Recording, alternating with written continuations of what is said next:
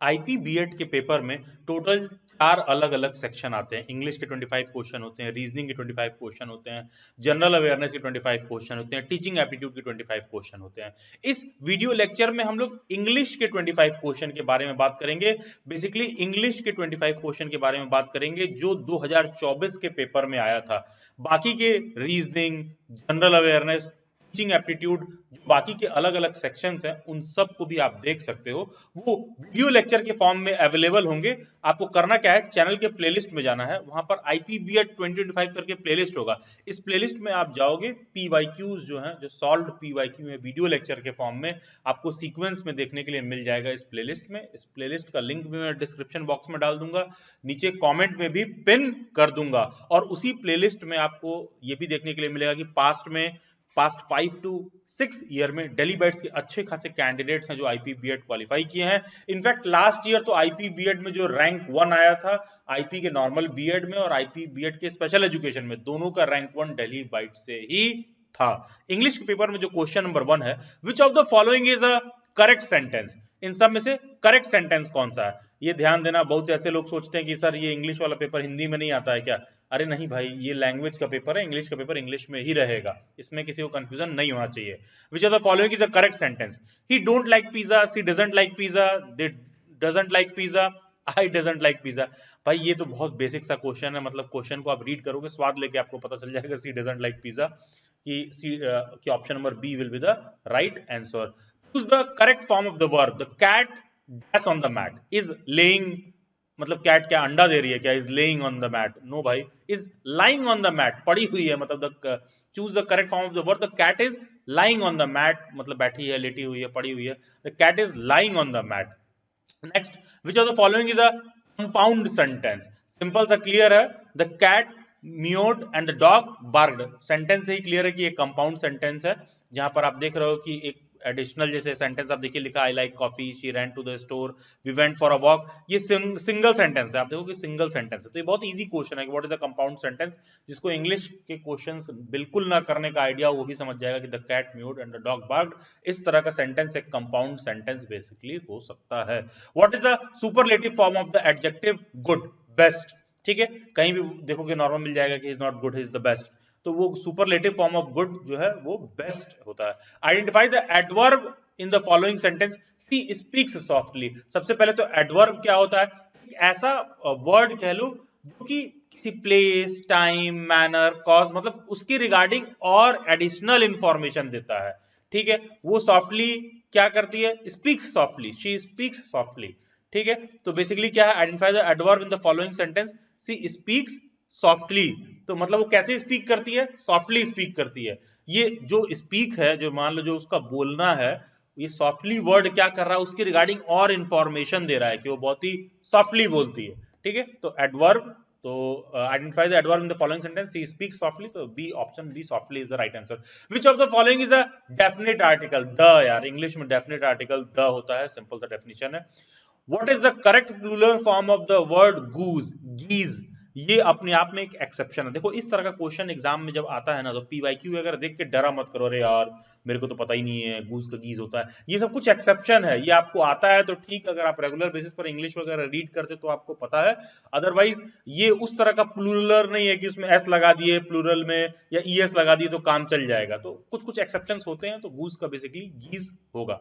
The correct possessive noun, choose the correct possessive pronoun. This book belongs to us। possessive pronoun में basically होता क्या है कि कोई चीज पर एक अथॉरिटेटिव आप बात कह रहे होते हैं, मतलब कोई चीज ऐसी जो आपका ओनरशिप बताता है, एक अथॉरिटी डिपिक्ट करता है कि आपका ओनरशिप है। जैसे माई बुक, माइन बुक। ठीक है, जैसे कि यहाँ पर लिखा है this book belongs to us. ठीक है, जैसे कि यहाँ पे डेफिनेशन देखिए क्या लिखा है, possessive pronouns are pronouns that indicate ownership. जैसा कि मैं बोला, एक अथॉरिटेटिव आपका वो दिखाता है। They stand alone and replace a noun phrase expressing possessions like my pen. Pen नहीं, माय पेन मतलब मेरा पेन। हर कार, कार नहीं मतलब उसका कार। ठीक है, examples include mine, yours, his, hers, ours, theirs and it. इस तरह का चीजें लगा रहेगा, मतलब कहने का सेंस है this book belongs to us, मतलब जिससे कि एक अथॉरिटेटिव वो दिखा रहा है, मतलब कि एक तरह से कह लो ओनरशिप शो कर रहा है, तो वो उसे हम पोजेसिव प्रोनाउन कहते हैं। विच of the following is a preposition? Slowly, beautiful, beside, quickly. Beside होगा सिंपल सा। Choose the correct demonstrative pronoun. This is my favorite color. This is my favorite color. Simple सा है भाई, मतलब ऐसा जिसको ना पता हो थोड़ा बहुत भी, आप अगर इंग्लिश रीड करते हो केवल स्वाद लेके आप मान सकते हो this is my favourite colour. Which of the following is a coordinating conjunction? And is a coordinating conjunction. What is the correct comparative form of adverb quickly? More quickly. ठीक है. What is the correct comparative form of the adverb quickly? More quickly. ठीक है. Quicker, क्विकलियर, quick, ये सब चीजें आप मतलब quicker तो बिल्कुल नहीं सुने होगे, कोई ऐप वैप आता था उस तरह की चीजें मत कंफ्यूज होइएगा. क्विकर, क्विकलियर ये सब तो नहीं है, तो क्विकली का होगा more quickly. Identify the interjection in the following sentence. Wow that was amazing. Wow होगा भाई. आइडेंटिफाई द इंटरजेक्शन क्या है, तो इंटरजेक्शन क्या है यहाँ पर, वाओ है. तो option number D, wow is the right answer. Which of the following is a countable noun. ठीक है, एक ऐसा नाउन जिसको आप गिन सको. काउंटेबल, क्या तुम वाटर को गिन सकते हो, इन्फॉर्मेशन को गिन सकते हो, नहीं. हैप्पीनेस को गिन सकते हो, नहीं. Money, money is a countable noun. तो option number C is the right answer. Choose the correct form of the verb. She dash for a walk every morning. She goes for a walk every morning. यहां पर देखो, she go for a walk every morning, मतलब read करके तुमको एहसास हो रहा होगा कि गलत है, मतलब स्वाद भी लेके देखिए गलती आ रहा होगा. She going for a walk every morning, मतलब ठीक है. She went for a walk every morning. ये यहां पर वेंट और गोज में कोई कंफ्यूज हो सकता है, बट सिंपल सा she goes for a walk every morning. Option number B is the right answer. Which of the following is a relative pronoun. Those. Option number B, those is a relative pronoun. To bring to the book means to punish. ठीक है, ये एक तरह का phrase है, कह लीजिए. To bring to the book means to punish, किसी को पनिश करना. To bring to the book का मतलब होता है to punish. At your wits end means, again ये एक तरह का फ्रेज है. Not to know what to do next. At your wits end means, not to know what to do next, आगे नहीं पता कि मतलब जो है क्या करना है. At your wits end. ठीक है, तो ये भी एक तरह का फ्रेज है basically. To cause a flutter means to cause excitement. To cause a flutter means कह लो कि एक तरह का सडनली एंजाइटी सा फील हो, और अचानक से नहीं होता है, कोई तुमको कुछ ऐसा बता दे, शॉक्ड हो जाओ, ओ ऐसी बात है क्या, अरे यार क्या हो गया ये हो. To cause a flutter means to cause excitement. And yes, daily bites का बहुत सारा सेमिनार मीट होता है, बहुत सारा वेबिनार मीट भी होता है. इस मंथ में भी 11th को डेली बाइट्स का सेमिनार कंडक्ट हो रहा है. डेली बाइट्स का सेमिनार दिल्ली में कंडक्ट होता है. एग्जैक्ट लोकेशन, वेन्यू, कहां पर सेमिनार कंडक्ट होगा, स्टूडेंट मीटअप कहां कंडक्ट होगा, उन सब का इंफॉर्मेशन नीचे दिए गए टीचर एजुकेशन रिसोर्स वाले टेलीग्राम ग्रुप में और व्हाट्सएप ग्रुप में देखने के लिए मिलेगा. आईपी बीएड के सभी अपडेट के लिए आईपी बीएड के क्वेश्चंस व्हाट्सएप ग्रुप में, पीवाईक्यूज वगैरह सब कुछ आपको व्हाट्सएप और टेलीग्राम ग्रुप में देखने के लिए मिल जाएंगे. Next question, down to the wire means. आप देखोगे यार आईपी के पेपर में ना जो फ्रेज वगैरह है उससे आपको मीनिंग थोड़ा ज्यादा पूछ रहा है. तो क्या हर साल के पेपर में पूछेगा? नहीं भाई, कोई गारंटी नहीं है. आईपी अपने 25 जो इंग्लिश के क्वेश्चन पूछता है, कुछ भी पूछ सकता है. हो सकता है कि इस साल के पेपर में 2 तुमको नाउन पूछ दे, 2 सिनोनिम पूछ दे, 2 एंटोनिम पूछ दे, 4 एक्टिव पैसिव पूछ दे, और 3 डायरेक्ट इनडायरेक्ट पूछ दे. ऐसा हो सकता है. तो अब यहां मान लो तुम देखोगे कि एडवर्ब, फ्रेजेस को क्वेश्चन तुमको ज्यादा देखने के लिए मिल रहे हैं, तो हो सकता है मान लो इस पेपर में 4 दिख रहा है, हो सकता है अगले साल के पेपर में 2 ही दिखे, इस साल के पेपर में 1 ही दिखे. ये पॉसिबल है. ठीक है, थोड़ा बहुत रिक्वायर्ड होता है कि उतना बेसिक आप पढ़िए. इंग्लिश की आरएस अग्रवाल की बुक आती है मार्केट में, आप उसको ले सकते हो. देखो बहुत सारे ऐसे बुद्धिजीवी होते हैं, कई बार आप कमेंट करने लगेंगे, सर आप आरएस अग्रवाल का बुक रिकमेंड कर रहे हो, उसमें इतना कुछ दे रखा है, वो बुक में तो 800 पन्ने की बुक है, इतनी मोटी बुक है.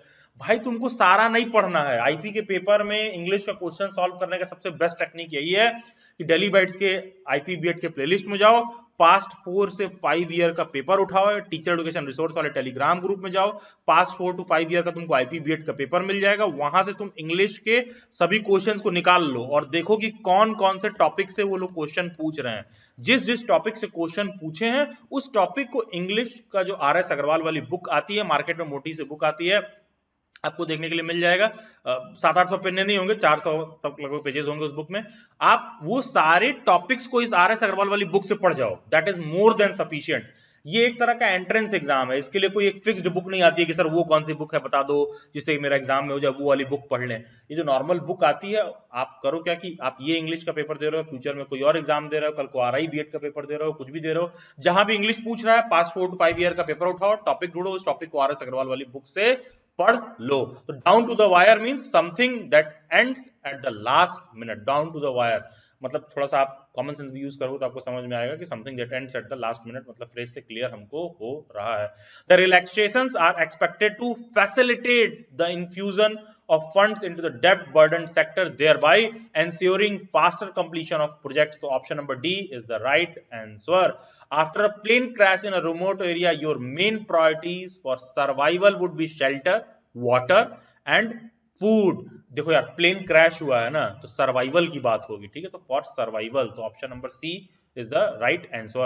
Select the one which best expresses the sentence given below in passive active voice. The application had been sent by her, she had sent the application. ठीक है, सिंपल सा सेंटेंस को उल्टा वो कर दीजिए। One of the I mean active में passive में कर लीजिए, पैसिव में है तो एक्टिव में कर लीजिए। एंड जैसा कि मैंने बोला कि पेपर में कितना एक्टिव पैसिव हो सकता है, कितना फ्रेज हो सकता है, यू डोंट नो। अब देखोगे पिछला क्वेश्चन एक्टिव पैसिव है, ये भी एक्टिव पैसिव है। Out of 4 alternative suggested, select the one which best expresses the same sentence in passive / active voice. Reena bought a new packet of tissues. A new packet of tissues was bought by Reena. Change the following into indirect speech में convert करना। If you work hard, you will succeed. The teacher will say that if we work hard, we will succeed. Indirect speech form में sentence को हमने convert कर दिया है। Channel के playlist में जाना है, टीचिंग एप्टीट्यूड शिक्षण अभिरुचि वाला प्लेलिस्ट होगा, वहां पर शिक्षण अभिरुचि टीचिंग एप्टीट्यूड की जितने भी वीडियोस दे रखे हैं सभी वीडियोस को 4 से 5 बार देख डालो, इन वीडियोस को लर्न कर जाओ। एग्जाम में डायरेक्ट क्वेश्चन टीचिंग एप्टीट्यूड का आपको इन वीडियोस से देखने के लिए मिलेगा। एंड श्योरली आपको जो मैं कह रहा हूं देखने के लिए मिलेगा, तो देखने के लिए मिलेगा। You can thank me later for that. And channel के प्लेलिस्ट में जाइए, IPP 2025 वाले प्लेलिस्ट में सभी preparation classes, mock test, notes वगैरह के रिगार्डिंग इंफॉर्मेशन दिया गया है। मॉक टेस्ट पर 50% ऑफ चल रहा है। डेली बाइट्स के व्हाट्सएप हैंडलर को आपको कांटेक्ट करना होता है, व्हाट्सएप हैंडलर को मैसेज करिए, मॉक टेस्ट पे 50% ऑफ है। एग्जाम में जो सारा मॉक टेस्ट है पूरा प्रैक्टिस करके जाओ, डायरेक्ट क्वेश्चन तुमको मॉक टेस्ट से देखने के लिए मिलेगा। श्योर शॉट डेली बाइट्स की जो मेंबरशिप है जिसमें मॉक टेस्ट मिलता है, श्योर शॉट ये मेंबरशिप का आपका परफॉर्मेंस बूस्ट करेगा। अगर आप टॉप 500 में आ रहे होगे तो टॉप 100 में आ जाओगे, और टॉप 1000 में आ रहे होगे तो टॉप 500 में आ जाओगे, टॉप 100 में आ जाओगे। अगर मतलब कोई ऐसा बच्चा जिसको लग रहा है कि यार सर हम ऐसा क्या कर लें कि आखिरी के 5 दिन 6 दिन में मेरा परफॉर्मेंस एनहांस हो जाए, यार जितना डेली बाइट्स के प्लेलिस्ट में बताया गया 4 से 5 तुम PYQ सॉल्व कर जाओ, डेली बाइट्स का मॉक टेस्ट सॉल्व कर जाओ। अगर अफोर्ड कर सकते हो तो आप रिकॉर्डेड लेक्चर सीरीज भी व्हाट्सएप हैंडलर से कांटेक्ट करके परचेस कर सकते हो। वो पूरा देख जाओ, 5 दिन में पूरा लगातार दे दोगे तो अच्छा खासा पेपर में आप का आराम से 60 to 70 मार्क्स का आपको जंप देखने के लिए मिल जाएगा। इसके बाद भी कोई डाउट और क्वेरी हो तो आप मेरे से इंस्टाग्राम पर जुड़ सकते हो, उसका लिंक डिस्क्रिप्शन बॉक्स में दिया हुआ है, या फिर ये यूजर आईडी डायरेक्टली आप इंस्टाग्राम पर सर्च करिए। सभी सोशल मीडिया हैंडल्स के लिंक डिस्क्रिप्शन बॉक्स में दे रखे हैं। Do join them. God bless you, best wishes.